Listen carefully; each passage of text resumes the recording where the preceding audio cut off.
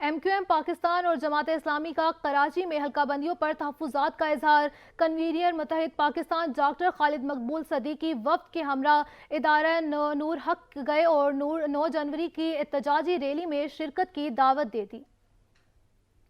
انتخابات حلقہ بندیوں کا تنازع، ایم کیو ایم پاکستان احتجاج کے لیے متحرک، سیاسی جماعتوں سے رابطے، ادارہ نور حق میں جماعت اسلامی کی قیادت کے ساتھ بیٹھے، شہر کے حالات، حلقہ بندیوں اور بلدیاتی انتخابات پر بات چیت۔ دونوں سیاسی جماعتوں کا شدید تحفظات کا اظہار۔ Convener M Q M Pakistan doctor Khalid Maqbool Siddiqui نے کہا، بلدیاتی انتخابات میں دھاندلی کی کوشش کی جا رہی ہے، بلدیاتی انتخابات میں شفافیت ضروری ہے۔ 9 جنوری کو احتجاج کیا جائے گا، جماعت اسلامی کو بھی احتجاج میں شریک ہونا چاہیے۔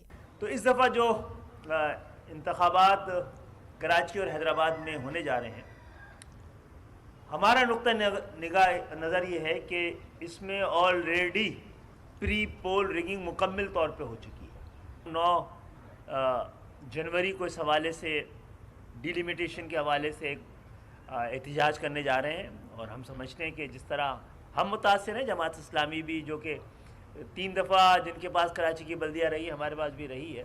امیر جماعت اسلامی کراچی نے بھی انتخابی فہرستوں کو مبہم قرار دیا۔ حافظ نعیم الرحمان کا کہنا تھا، انتخاب کو ملتوی کرنا کسی صورت درست نہیں سمجھتے۔ محسوس ہو رہا ہے کہ بلدیاتی انتخابات کو مزید کئی سالوں کے لیے ملتوی کرنے کی سازشیں کی جا رہی ہیں۔ جب مردم شماری جو تھی 2018 کی، تو ایک ارینجمنٹ کے تحت اس کو پارلیمنٹ سے منظور کروا کے آئینی ترمیم کر کے غیر منظور شدہ مردم شماری کے اوپر انتخاب تو ہو گیا نا 18 میں، اور سب نے اس میں حصہ لیا، اس لیے کہ انتخاب کا ہونا انتخاب کے نہ ہونے سے بہت بہتر ہوتا ہے۔ حافظ نعیم الرحمان کا کہنا تھا، چاہتے ہیں کہ اختیارات ہر صورت میں ہونے چاہیے، اس کے بعد پارٹیاں اپنے اپنے دائرہ کار میں رہتے ہوئے اختیارات کی جنگ لڑیں۔ ایسا 8 جنوری کو جماعت اسلامی شاہراہ قائدین پر عظیم الشان اعلان، کراچی جلسہ عام کریں گے۔